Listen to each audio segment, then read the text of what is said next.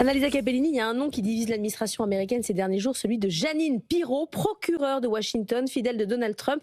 C'est elle qui a ouvert l'enquête contre Jérôme Powell. Qui est-elle ? C'est vrai qu'en Europe, on ne la connaît pas vraiment, mais en Amérique, c'est l'un des visages les plus reconnaissables du Trumpisme, spécialement dans les médias, puisque c'est une ancienne présentatrice sur la chaîne Fox News. Donc pendant des années, elle a défendu Donald Trump sur absolument tous les sujets. Par exemple, elle a soutenu les théories du complot qui disaient que l'élection de 2020 avait été truquée par les démocrates. Donc Donald Trump adorait son émission du samedi soir à l'époque, et pour ce deuxième mandat, il a choisi de la propulser à ce poste de procureur de Washington cet été. On sait que la fidélité, c'est une valeur absolument clé pour Donald Trump. Il a fait toute sa campagne sur cette idée de vengeance, de se venger des gens qui l'ont maltraité selon lui pendant le mandat de Joe Biden, l'exemple de James Comey, l'ancien directeur du FBI. Et pour ça, il a besoin de fidèles. Par exemple, de Jeanine Pirro, c'est le profil parfait puisque Donald Trump sait qu'elle ne s'opposera jamais à ses demandes. D'ailleurs, après Jérôme Powell, on peut déjà deviner les prochaines cibles de Jeanine Pirro, puisque c'était déjà ses mantras chez Fox News. Tous ceux qui sont impliqués dans l'élection justement de 2020, les gouverneurs démocrates et en particulier tous ceux qui s'opposent à la politique de Donald Trump sur l'immigration et à la police ICE, et les immigrés sans papier qu'elle considère comme violents.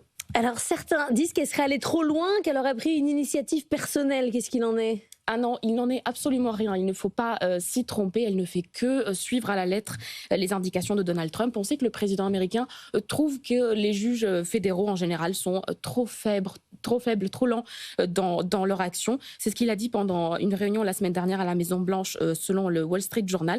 Pour lui, les procureurs fédéraux n'en font pas assez pour aider Pam Bondi, la ministre de la Justice, dans son action au niveau fédéral. Et on sait que l'ouverture de l'enquête sur Jérôme Powell est arrivée quelques jours seulement après cette réunion. Donc c'est la preuve que Jeanine Pirro, non, n'est pas une brebis galeuse qui serait allée trop loin. Elle ne fait que respecter ce que Donald Trump lui demande. Il y a quand même des républicains qui s'insurgent contre cette procédure.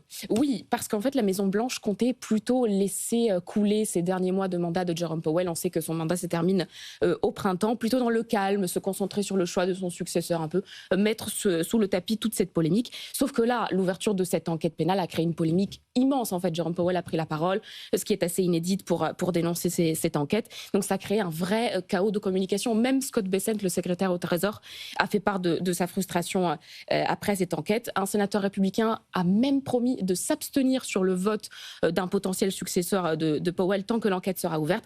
Bref, Donald Trump, lui, défend bec et ongle évidemment l'enquête de Jeanine Pirro, mais il va devoir quand même gérer toutes les divisions qu'elle a créées. Et on reparlera notamment de Wall Street qui se rebiffe contre Donald Trump avec des prises de parole du patron de PIMCO, de JP Morgan, de Bloomberg pour s'inquiéter de l'ingérence politique américaine, de Donald Trump sur la Fed.